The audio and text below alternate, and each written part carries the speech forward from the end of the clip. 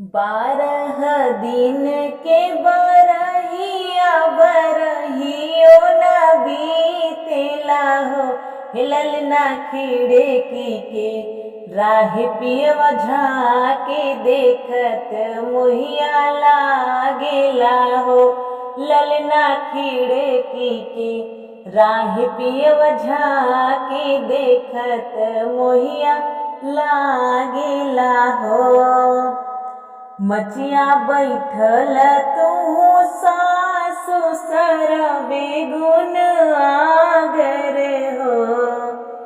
मचिया बैठल तू सासु सर बेगुन आगर हो।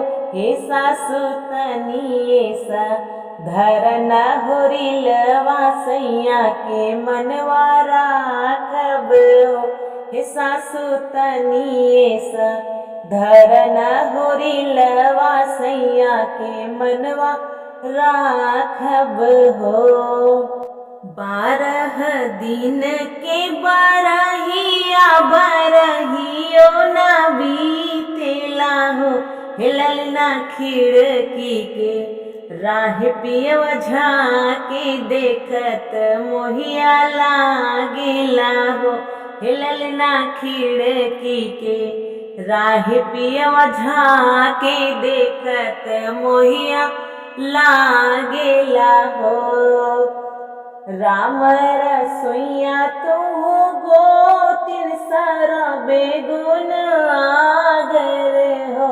हे गोतिन तनिए सा धरना होरिलवा सैया के मनवा राखब हो।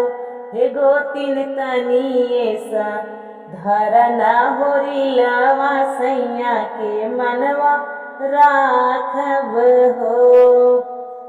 बारह दिन के बरहिया बरहियो न बीतेला हो।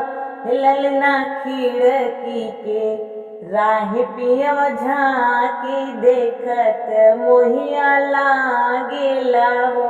हिलल ना खिड़की के राह पियवा झाके देखत मोहिया लागेला हो।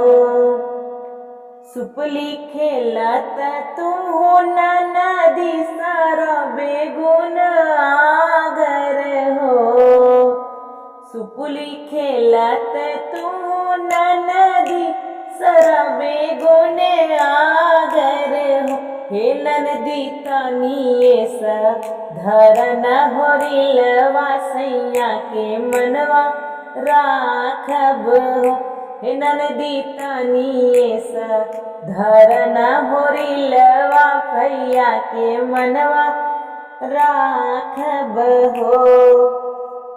धरब हे भाभी धरब ललना खिलाइब हो। धरब हे भाभी धरब भतीजा खिलाइब हो। हे भाभी काऊ देबू हमरा के नेगवा हसत घरवा जाइब हो। हे भाभी काऊ देबू हमरा के नेगवा हसत घरवा जाइब हो। तुही त हऊ सखिया सहेली तुही न मोरी प्यारी न हो। तुही त सखिया सहेली तुही त मोरी प्यारी नी हो। हे ननदी लैना ले तू सगरा गहनवा सैया के मनवा राखब हो। हे ननदी लैना ले तू पूरा तू गहनवा सैया के मनवा राखब हो। बारह दिन के बरहिया बरहियो न बीतेला हो। हिलल ना खिड़की के राह पियवा झाके देखत मोहिया लागेला हो। हिलल ना खिड़की के राह पियवा झाके देखत मनवा लागेला हो।